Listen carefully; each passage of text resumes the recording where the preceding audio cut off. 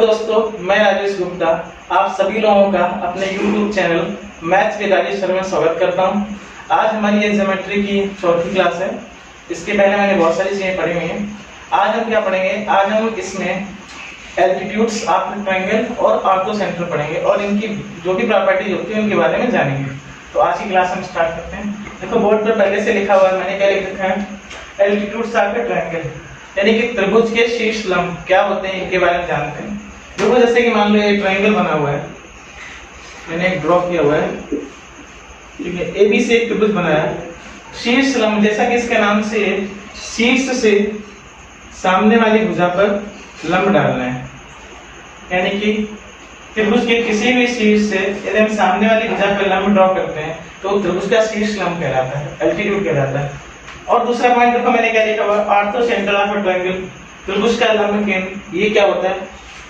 तीनों शीर्षों से सामने वाली भुजा पर जब हम लंब डालते हैं तो ये जहां पर एक दूसरे को इंटरसेक्ट करते हैं, वो जो इंटरसेक्शन पॉइंट होता है उसे हम कहते हैं ऑर्थो सेंटर, ओ। देखो ये क्या है? ये जो लिखा हुआ है ओ, ये क्या कहलाएगा? ये कहलाएगा ऑर्थो सेंटर, यानी हिंदी में इसको बोलते हैं लंब केंद्र। कई बार क्या होता है, ये पूछा जाता है कि ये कितना एंगल बनेगा, यानी ये वाला एंगल कितना होगा, तो जो एंगल ये होगा वो ये वाला भी होगा, क्योंकि दो इंटरसेक्टिंग लाइन है। तो ये हमें कोण निकालना है, ये बहुत ही आसान है निकालना। देखो कैसे? देखो ये 90 डिग्री, ये 90 डिग्री, और अगर आप ध्यान से देखोगे, क्या देखना है? चलो हम इसको मान लेते हैं, ये क्या AB हो गया, ये BE हो गया, और ये कितना हो गया C है। अगर आप ध्यान से देखो कौन सा चतुर्भुज, आप देखो AFOE, हमें क्या देखना है? हमें एक चतुर्भुज देखना है, क्या? AFOE। हमें पता है कि चतुर्भुज के चारों कोणों का योग 360 डिग्री होता है। तो ये वाला कोण देखो AFO कोण और AEO कोण, इन दोनों का सम ऑलरेडी 180 के बराबर है, क्योंकि ये भी 90 होगा, ये भी 90 होगा, तो इन दोनों का सम भी 180 के बराबर होगा। तो अगर हम ये निकालना चाहें, कौन सा? अगर हम कोण निकालना चाहें FOE, तो ये कितना हो जाएगा? इन दोनों का सम 180 होगा, और ये वाला A है, तो ये कितना हो जाएगा? 180 माइनस A, और जितना FOE होगा उतना ही कोण कितना होगा? BOC।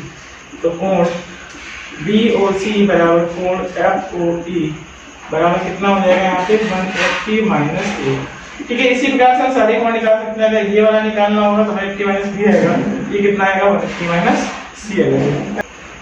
हमें देखना है पोजीशन ऑफ ऑर्थो सेंटर, कि ऑर्थो सेंटर डिफरेंट टाइप के ट्रायंगल्स में कहाँ होता है। देखो जैसे हमने सर्कमसेंट्रिक बारे में पढ़ा था, वैसे इसके बारे में पढ़ना है। तो देखने अगर मान लो ये एक्यूट एंगल ट्रायंगल है, यानी कैसा है? न्यून कोण त्रिभुज है। ये कैसा है? एक्यूट एंगल ट्रायंगल दे रखा है। तो देखो क्या हमें यहाँ से हम परपेंडिकुलर ड्रॉ करेंगे, यहाँ से ड्रॉ करेंगे और यहाँ से ड्रॉ करेंगे। तो देखो हमें पता चल रहा है ये कहाँ पर है ऑर्थो सेंटर, वो कहाँ पर आ रहा है? ये O जो आ रहा है हमारा ये त्रिभुज के अंदर आ रहा है, ठीक है। अगर हमें समकोण त्रिभुज में निकालना हो तो देखो क्या करेंगे? हम समकोण त्रिभुज में ऑर्थो सेंटर देख लेते हैं कितना आएगा, कहाँ पर आएगा। क्योंकि ये ABC है। अब देखो ध्यान से, जैसे हम यहाँ से इस भुजा पे लंब डालेंगे तो देखो ये पहले से समकोण है, इस भुजा पे जैसे हम लंब डालेंगे तो ये वाला तो लंब आएगा। A से अगर हम BC पर लंब ड्रॉ करेंगे, परपेंडिकुलर ड्रॉ करेंगे, तो कहाँ पे आएगा? ये AB के लंब के बराबर आएगी, यानी कि ये लंब पड़ेगा। और C से अगर हम AB पर ड्रॉ करेंगे तो ये BC के बराबर बनेगा। तो देखो A से BC पर जो ड्रॉ किया हमने और C से AB पर जो ड्रॉ किया वो कहाँ इंटरसेक्ट कर रहा है? यहाँ से, ठीक है।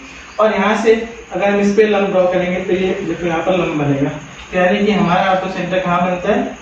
ये वाला बनता है। ऑर्थो सेंटर का पॉइंट B जो होगा ये क्या कहलाएगा? ये कहलाएगा ऑर्थो सेंटर, यानी जहाँ पर दो लाइनें एक दूसरे पे परपेंडिकुलर बनाती हैं वो जो पॉइंट कहलाता है वो क्या कहलाता है? समकोण त्रिभुज का ऑर्थो सेंटर कहलाता है, ठीक है। ये ऑर्थो सेंटर जाएगा। अगर हम इसकी मान लो इसकी लेंथ निकालनी हो BD की, तो हम कैसे निकाल सकते हैं? ये भी बहुत आसान है, क्योंकि ये समकोण त्रिभुज है। तो देखो समकोण त्रिभुज का एरिया कैसे लिखेंगे हम? 1/2। और देखो इसमें अगर हम इसको बेस मानते हैं, इसको हाइट मानते हैं, तो कितना आ जाएगा इसका एरिया? 1/2 AB इंटू BC, यानी बेस इंटू हाइट। अब अगर हम बेस AC को मान लें तो देखो हाइट इसकी कितने, चूंकि हमने B से परपेंडिकुलर ड्रॉ किया है AC पर, तो ये BD इसकी हाइट कहलाएगी। तो ये कितना आ जाएगा? 1/2 BD इंटू AC, यानी बेस इंटू हाइट। बेस हो गया AC और BD हो गया हाइट, ये और ये कट जाएगा। तो देखो यहाँ से BD इक्वल टू कितना आ जाएगा? BD इक्वल टू आ जाएगा AB इंटू BC अपान कितना आ जाएगा AC। यानी कि समकोण त्रिभुज में अगर हमें परपेंडिकुलर की हाइट निकालनी है तो हम बहुत आसानी से निकाल सकते हैं। चलो इसमें भी देख लेते हैं कि अगर न्यून कोण त्रिभुज है और इसमें भी परपेंडिकुलर की हाइट निकालनी है तो हम कैसे निकालेंगे। तो देखो इसको भी बहुत आसानी से आप निकाल सकते हो। मैं समझा देता हूँ मैं आपको। तो इसे ABC में लिख लिया यहाँ पे परपेंडिकुलर ड्रॉ किया आपने तो वो 90 बनाएगा और हमें AD की लेंथ चाहिए, ठीक है। यानी कि सारी साइड की लेंथ ऑलरेडी मुझे पता होगी। इसको मान लो A, ये मान लो B, ये मान लो C, ये हमें दे रखे हैं और हमें इसकी लेंथ चाहिए AD की। इसको अगर हम x मान लें तो ये वाला कितना आएगा, ये आएगा A - x। अब अगर आप ध्यान से देखोगे तो यहाँ पे दो समकोण त्रिभुज बन गए हैं। कौन कौन से, ABD और ADC। तो हम यहाँ से देखो x की वैल्यू बहुत आसानी से निकाल सकते हैं। अगर हमें AD स्क्वायर की वैल्यू चाहिए होगी तो देखो त्रिभुज कौन सा, हम त्रिभुज दो लेंगे, त्रिभुज ABD और कौन सा लेंगे, त्रिभुज ADC, ठीक है। यहाँ से अगर हम AD स्क्वायर बराबर निकालें, AD स्क्वायर बराबर कितना आएगा, ABD में निकालते हैं तो कितना आएगा, C square minus x square. और इस वाले में कितना आ जाएगा, इस वाले में आएगा B square minus A minus x का होल स्क्वायर, ठीक है। अब चूंकि ये दोनों बराबर हैं तो देखो हम इसको आसानी से सॉल्व करेंगे। इसको आप सॉल्व करिए, x की वैल्यू यहाँ पे निकल के आ जाएगी और जब x की वैल्यू निकल के आ जाएगी, जैसे आप इस वाले में x की वैल्यू रखोगे, किसी में भी रख सकते हो। जैसे आप इस वाले त्रिभुज में ABD जो समकोण त्रिभुज है इसमें x की वैल्यू रखोगे तो आप देखो C square minus x square की वैल्यू निकालोगे तो AD स्क्वायर निकल आएगा, और जब रूट ले लेंगे तो क्या आ जाएगा, AD। तो हम न्यून कोण त्रिभुज में भी लंब की लंबाई निकाल सकते हैं। समकोण त्रिभुज में इस प्रकार से निकालेंगे। देखो दोस्तों, अब ऑब्ट्यूज एंगल ट्रायंगल में देखते हैं कि ऑर्थोसेंटर की पोजीशन कहां पर होती है। देखो हम बनाते हैं एक अधिक कोण त्रिभुज बना लिया हमने। देखो ये एक अधिक कोण त्रिभुज दे रखा है मान लो, ठीक है। अब हमें क्या करना है, ABC मैंने इसकी वैल्यू वर्टिसेस ले ली। अब हमें पॉइंट A से BC पर लंब ड्रॉ करना है। देखो सीधे तो आएगा नहीं तो इसको थोड़ा सा पीछे बनाना पड़ेगा इस साइड को। जैसे हम इसको यहाँ से लंब ड्रॉ करेंगे, परपेंडिकुलर ड्रॉ करेंगे तो ये यहाँ पे आएगा, ठीक है। अब हमें क्या करना है, हमें C से AB पर ड्रॉ करना है। तो देखो AB पर भी डायरेक्ट नहीं आएगा, इसको मैं यहाँ बढ़ाना पड़ेगा और यहाँ से जैसे हम परपेंडिकुलर ड्रॉ करेंगे तो कहाँ पे आएगा, यहाँ पे आएगा, ठीक है।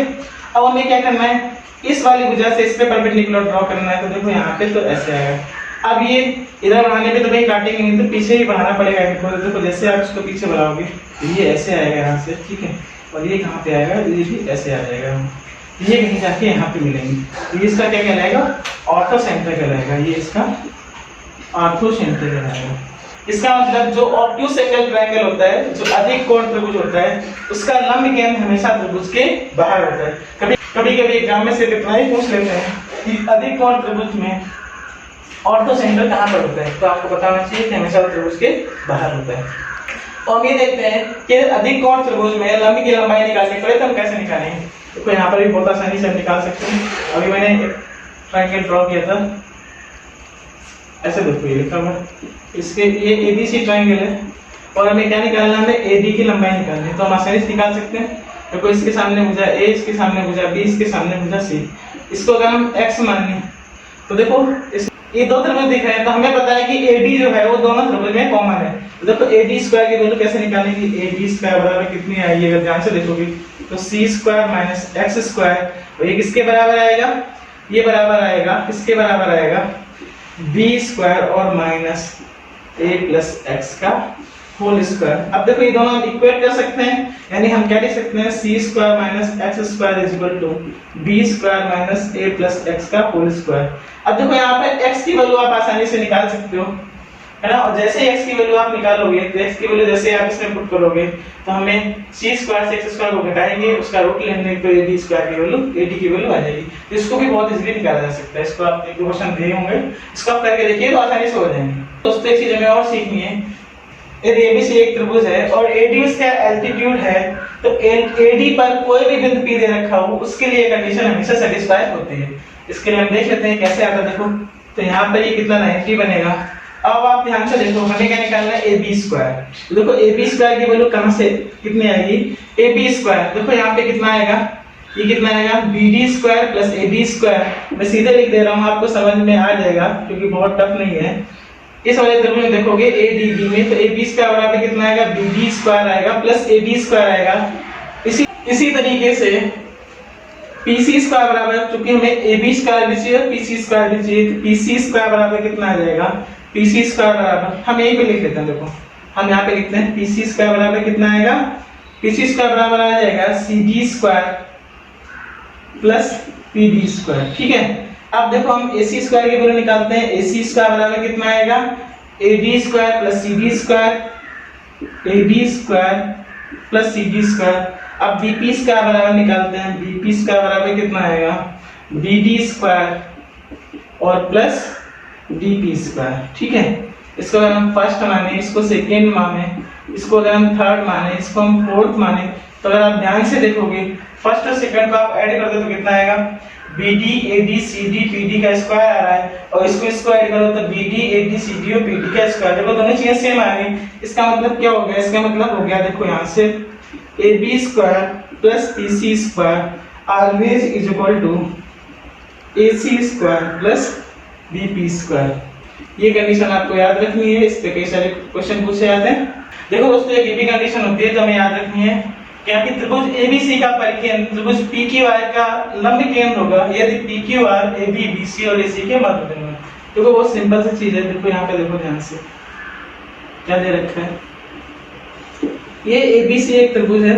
ठीक है, अब इसने कहा पी जो है वो एबी का मध्य बिंदु है। ठीक है, क्यू जो है वो बीसी का मध्य बिंदु है, और आर जो है वो एसी का क्यू बीसी का मध्य बिंदु। देखो यहाँ पे दे रखा है AB का मध्य बिंदु कितना दे रखा है P, BC का मध्य बिंदु कितना दे रखा है Q, और AC का मध्य बिंदु कितना दे रखा है R। ठीक है, तो उसने कहा है कि ABC का परिकेंद्र, अब देखो ABC का परिकेंद्र कहाँ पर आएगा, इसका लंबार्धक करेंगे। देखो इस पे कहाँ पे, इस पे इंफ्रारेड लिखते हैं, इसको हम ऐसे करेंगे। देखो यहाँ पे परपेंडिकुलर ड्रॉ करेंगे। ठीक है, यहाँ पे परपेंडिकुलर ड्रॉ करेंगे, यहाँ पे परपेंडिकुलर ड्रॉ करेंगे। हमें क्या चाहिए, हमें साइड के परपेंडिकुलर बाइसेक्टर चाहिए। देखो साइड ये हो गया, ये परपेंडिकुलर हो गया, और इसका बाइसेक्टर भी होगा क्योंकि मिड पॉइंट पर है। तो ये मान लो यहाँ पर मिलते हैं। ठीक है, अब हम क्या करें, अब हम इसको आपस में मिला देते हैं। देखो ध्यान से, इसको अगर हम आपस में मिला देते हैं तो एक और ट्रायंगल बनेगा PQR। तो इसके कहने का मतलब है कि ट्रायंगल ABC का जो सर्कम सेंटर होगा, जो परिकेंद्र होगा, वही त्रिभुज PQR का ऑर्थो सेंटर होगा, यानी कि लंब केंद्र होगा। देखो परिकेंद्र मुझे समझ में आ रहा है क्योंकि साइड परपेंडिकुलर बाइसेक्टर यहाँ पे कट कर रहे हैं, तो ये परिकेंद्र बन गया। क्या बन गया, परिकेंद्र मान लो S बन गया। अब ये इसका ऑर्थो सेंटर कैसे होगा, ध्यान से देखते हैं। देखो इसको हम और आगे बढ़ाते हैं, ऐसे करके यहाँ पे इसको बढ़ा दो आगे। ठीक है, अब अगर आप ध्यान से देखोगे तो ये BC साइड है और ये PQ है, और P और Q मिड पॉइंट है। अगर P और Q मिड पॉइंट है तो देखो PQ इस पैरेलल होगा BC के। ठीक है, और आधे के बराबर होगा। और चूंकि यहाँ पर अगर ये 90 डिग्री कोण बन रहा है और ये दोनों पैरेलल साइड है, तो ये भी कितना बनेगा, ये भी 90 बनेगा। ऐसे यहाँ पे देखो RQ, देखो तो RQ पैरेलल होगा किसके, RQ पैरेलल होगा AB के पैरेलल होगा। ठीक है, और चूंकि ये 90 डिग्री का एंगल बन रहा है, इसको हम आगे बढ़ा देते हैं, तो ये भी 90 डिग्री का एंगल बनेगा। यानी कि देखो यहाँ पे शीर्ष से ये हमने ड्रॉ किया है, इसको हम कुछ मान लेते हैं, इसको Q मान लो, इसको M, N और L मान लेते हैं। ठीक है, P से जैसे ही हम N पे परपेंडिकुलर ड्रॉ करेंगे तो देखो ये ऑलरेडी 90 है, ये 90 होगा। इसका मतलब क्या होगा, Pn जो ये एल्टीट्यूड हो गया, इसी तरीके से Q और M एल्टीट्यूड हो गया, और इसी तरीके से देखो R और L भी एल्टीट्यूड हो जाएगा। क्योंकि देखो ये 90 डिग्री ऑलरेडी है कि इसमें साइड का परपेंडिकुलर बाइसेक्टर खींचा है हमने, परपेंडिकुलर है और बाइसेक्टर भी है, और ये पैरेलल लाइन है। देखो 90 90 180 हो जाएंगे इसे। अब देखो ध्यान से कि ये जो बनेगा, क्योंकि QM और PN और RL ये सारे क्या है, एल्टीट्यूड है, और जहां दूसरे को कट करेंगे वो क्या कहलाएगा, इसका ऑर्थो सेंटर। यानी कि ABC का जो सर्कम सेंटर है वही जो है वो PQR का ऑर्थो सेंटर। देखो दोस्तों सामने लिखा हुआ है त्रिभुज ABC का परिकेंद्र त्रिभुज PQR का लंब केंद्र होगा यदि PQR AB BC और AC के मध्य बिंदु है। ठीक है, देखो हम देखते हैं क्या ये कहना चाह रहा है। मैंने एक ट्रायंगल ड्रॉ किया, देखो ये क्या है, ABC। अब उसने कहा P जो है वो AB का मध्य बिंदु है। ठीक है, BC का मध्य बिंदु कितना हो गया, Q हो गया, और AC का मध्य बिंदु कितना हो गया, R हो गया। ठीक है, तो एक काम करते हैं, इसको क्योंकि ये मध्य बिंदु है तो हम इस पूरी साइड को 2a मान लेते हैं। देखो तो ये बनेगा, ये बनेगा, इसी तरीके इसको 2b मान लेते हैं, इसको मान लेते हैं 2c। ठीक है, अब देखो जैसे इन दोनों मिड पॉइंट को हम मिलाएंगे ऐसे करके, तो ये वाली जो साइड होगी ये किसके बराबर, इसकी आधी हो जाएगी यानी b हो जाएगी, और ये दोनों आपस में कैसे हो जाएंगे, पैरेलल हो जाएंगे। इसी तरीके से यहाँ से जब हम मिलाएंगे तो ये c के बराबर आ जाएगी। इसी तरीके से इसको मिलाएंगे तो ये किसके बराबर आ जाएगी, a के बराबर आ जाएगी। ठीक है, अब देखो इसके पैरेलल ये होगी और इसके पैरेलल क्या होगी, ये होगी, है ना। अब उसने क्या कहा है, त्रिभुज एबीसी का परिकेंद्र। अब त्रिभुज एबीसी का परिकेंद्र कैसे निकालेंगे हम, देखो बीसी पे हम परपेंडिकुलर बाइसेक्टर ड्रॉ करेंगे तो ये आएगा, ठीक है। इसी तरीके इस पे हम ड्रॉ करेंगे और इस पे ड्रॉ करेंगे, ये परपेंडिकुलर बाइसेक्टर हो गए। क्योंकि देखो बाइसेक्टर तो ऑलरेडी है, मिड पॉइंट ऑलरेडी दे रखा है, इस परपेंडिकुलर ड्रॉ किया तो ये हमारा सर्कम सेंटर हो गया। और अगर हमें PQR का ऑर्थो सेंटर निकालना है तो हमें क्या करना पड़ेगा, देखो इसको हम आगे बढ़ाते हैं। यहाँ पे देखो ये कितना काटेगा, ये 90 डिग्री पे काटेगा। अब अगर आप ध्यान से देखोगे तो ये दोनों लाइन समांतर हैं, ये 90 है तो ये भी कितना बनेगा, 90 बनेगा। यानी कि इस पे देखो, ये देखो Q और इसको हम M मान लेते हैं, इसको और बढ़ा दो, इसको N मान लो, इसको और बढ़ा दो, इसको L मान लेते हैं। तो अगर आप ध्यान से देखोगे तो QM जो कह जाएगा ये क्या है, ये एल्टीट्यूड बन गया। इसी तरीके से R से जब हम इसको मिलाएंगे, R से जब N को मिलाएंगे तो देखो ये वाली जो भुजा होगी, R से जब हम N को मिलाएंगे तो क्या होगा, देखो ये ऑलरेडी 90 डिग्री था यहाँ पर, ठीक है, ये 90 डिग्री था और हमने इसको ऐसे ड्रॉ किया। ये समांतर रेखा है किसके, AC के, PQ जो समानांतर है वो AC के, ये 90 है तो ये भी कितना बनेगा, 90 बनेगा। इसी तरीके देखो AB जो है वो पैरेलल है किसके, RQ के, और अगर ये 90 है तो ये कितना बनेगा, 90 बनेगा। अगर ये PL RN और QM सारे सामने वाली साइड पर 90 डिग्री का कोण बना है तो दैट मींस ये एल्टीट्यूड है और इनके इंटरसेक्शन पॉइंट को क्या बोलते हैं, ऑर्थो सेंटर बोलते हैं। तो इसका सीधा सा मतलब है कि त्रिभुज ABC का जो परिकेंद्र होगा वही त्रिभुज PQR का क्या होगा, ऑर्थो सेंटर या लंब केंद्र होगा। ये बात हमें याद रखनी है कि त्रिभुज की साइड के अगर मिड पॉइंट को मिला दिया जाए तो वो जो ट्रायंगल बनता है उसका जो ऑर्थो सेंटर होता है वो बड़े वाले त्रिभुज का परिकेंद्र कहलाता है।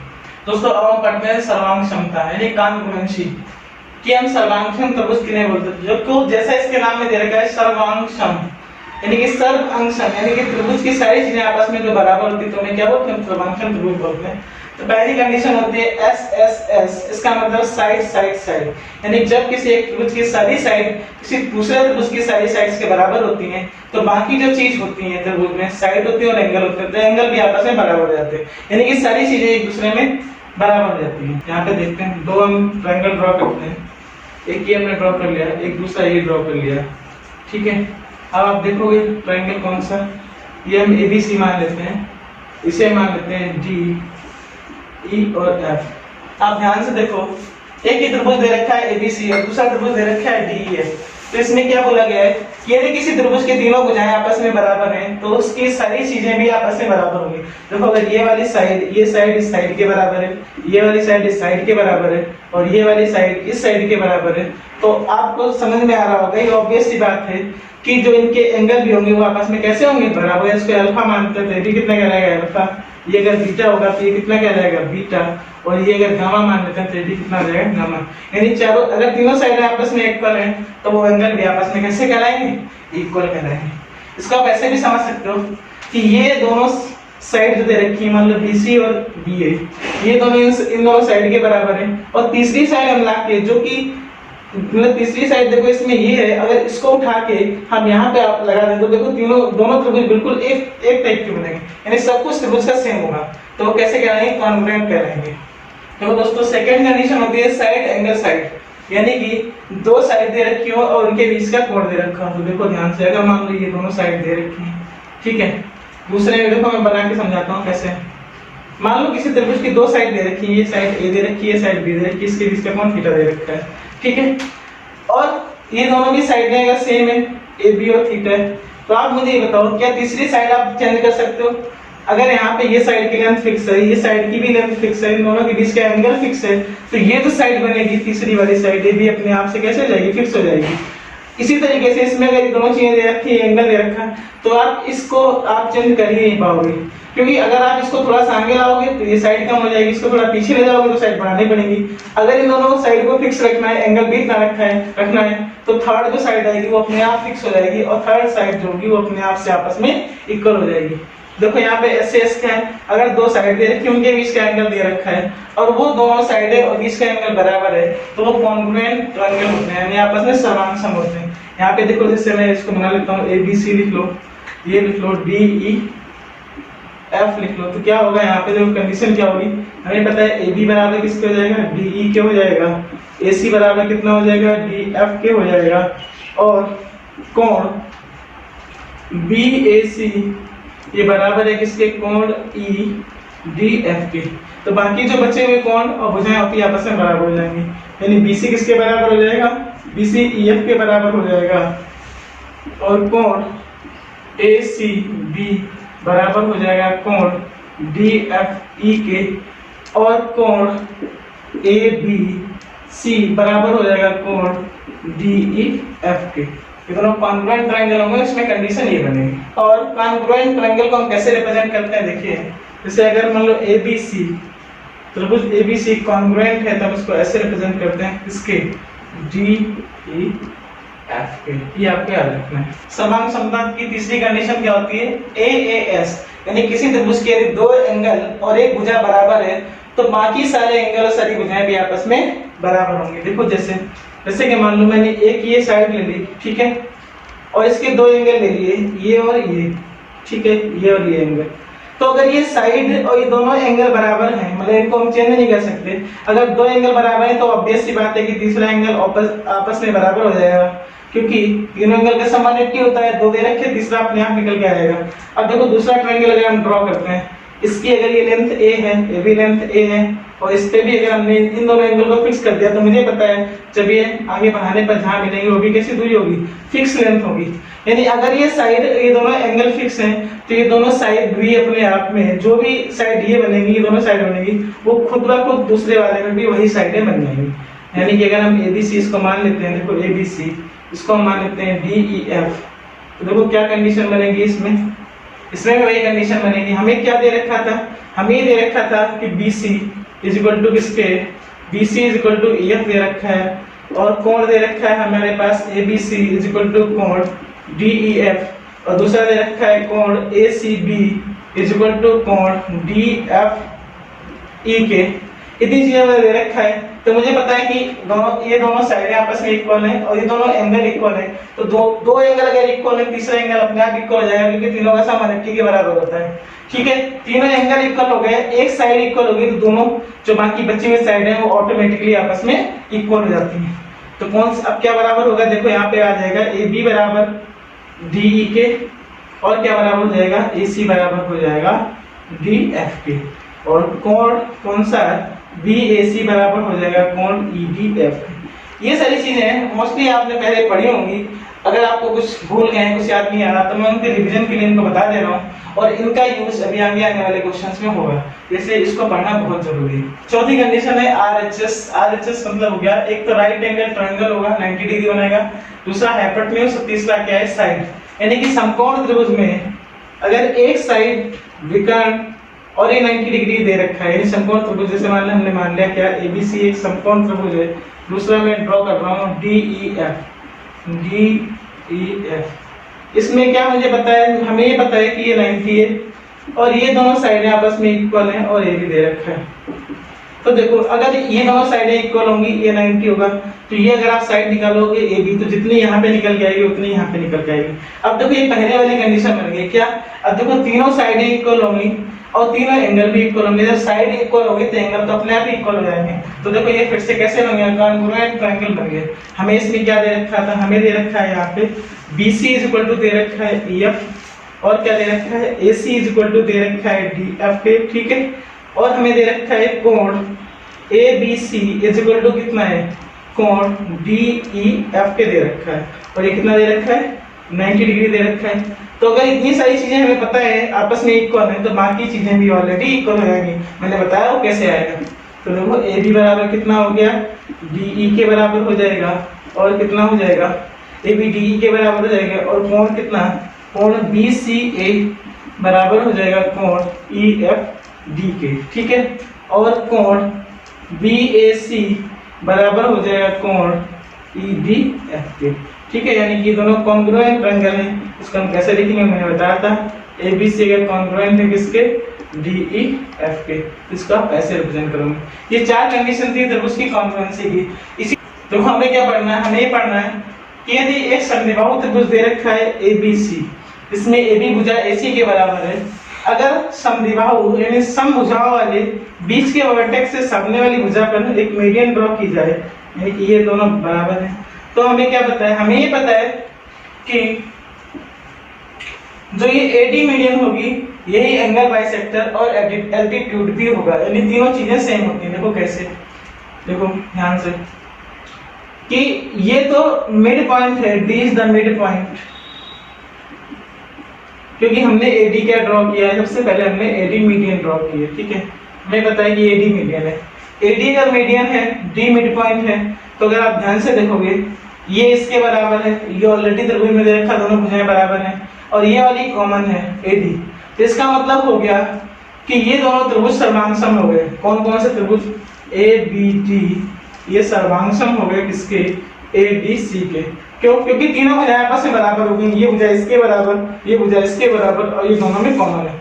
और अगर सर्वांगसम हो जाएंगे तो ये वाला अगर एंगल थीटा है तो ये कितना कहलाएगा? थीटा, यानी कि ये दोनों कोण भी बराबर हो गए। और ये दोनों कोण बराबर हो गए तो एडी को हम क्या कह सकते हैं? एडी को हम एंगल बाइसेक्टर भी कह सकते हैं, यानी कि अब ये एडी क्या बन गया?